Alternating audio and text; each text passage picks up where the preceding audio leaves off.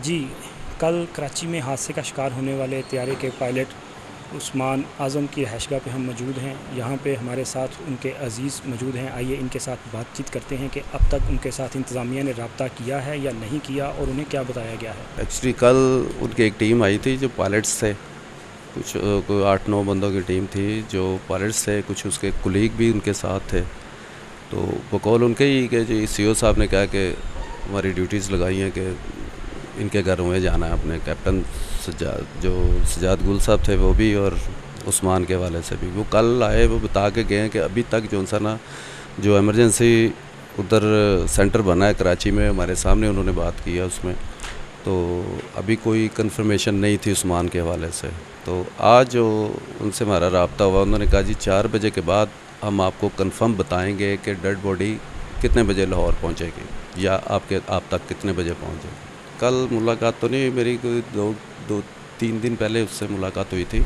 तो कल जब वो एयरपोर्ट जा रहा था ना, उस वक्त मैंने उसको जाते ज़रूर देखा। तकरीबन 11:30 बजे का टाइम था, उसको गाड़ी जब लेने आई है तो जा रहा था, तो मैं उस वक्त रोड पे था, तो मैंने देखा जा रहा, हाथ हिला के चला गया।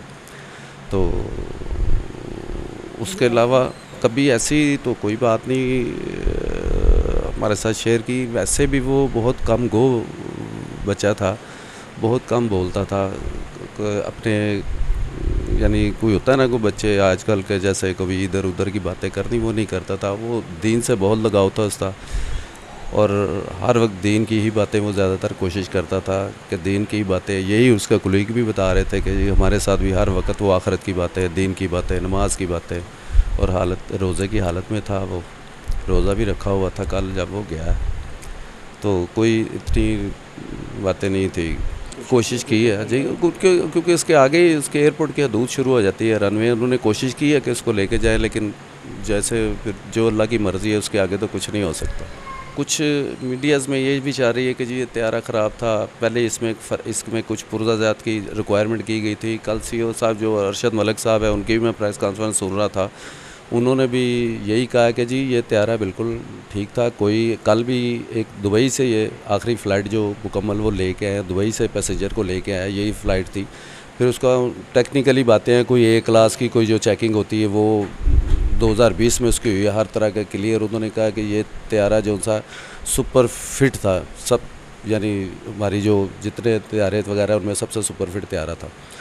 तो अब उसमें हम किसकी बात पे यकीन करें, अब मीडिया पे करें या वो सीईओ साहब है जो इदारे के सरबराह है, वो भी यही बात कर रहे हैं।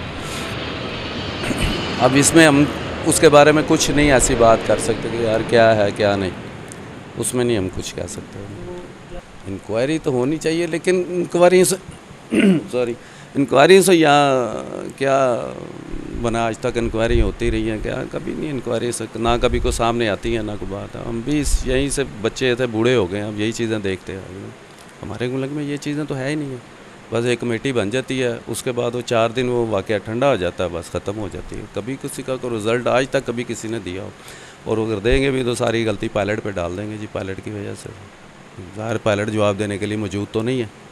ऐसे अक्सर जो पहले भी हादसा हुए हैं उसमें भी देखा है। ये जब पिछले दिनों में हवेलिया में गिरा था, मेरा शायद लास्ट वही एक्सीडेंट है इसका, उसमें भी यही रिपोर्ट थी कि पायलट की गलती। उसके पहले वो शायद मरगल्ला की पहाड़ियों में एयर बिलू का गिरा था, उसमें भी पायलट की गलती। वल्लाह आलम के पायलट की, इंसान है वो भी, कोई फरिश्ते तो है नहीं, वो भी इंसान है, मे भी गलती हो सकती हो उनकी भी। जी, आपने बात सुनी इनकी। ये हैं कैप्टन उस्मान आज़म के अज़ीज़, जिनका ये कहना है कि उनको इस कल के वाक़े पर दुख ज़रूर है। उस्मान जो हैं वो इंतहाई नेक दिल शख्स थे, जो कि दोस्तों का ख्याल रखने वाले थे। लेकिन इसके साथ साथ इनका ये भी मुतालबा है कि कल के वाक़या की मुकम्मल तौर पे गैर जानिबदार इंक्वायरी होनी चाहिए, सिर्फ खातापुरी ना की जाए और पायलट पर जो है पूरा मलबा डालकर इस मामले को खुड्डे लाइन लगाने की कोशिश ना की जाए।